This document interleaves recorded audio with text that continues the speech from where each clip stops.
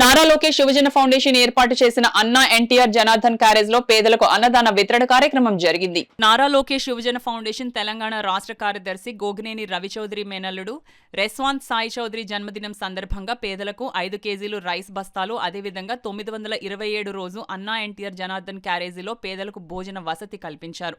ఈ సందర్భంగా ఫౌండేషన్ రాష్ట్ర అధ్యక్షుడు మండపాక సుబ్బు మాట్లాడుతూ పేదలకు సాయం అందించేందుకు ప్రతి ఒక్కరూ ముందుకు రావాలని పిలుపునిచ్చారు.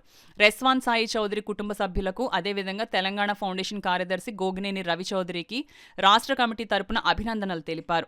ఈ కార్యక్రమంలో మండపాక సాయిరాం ఫౌండేషన్ సభ్యులు పాల్గొన్నారు.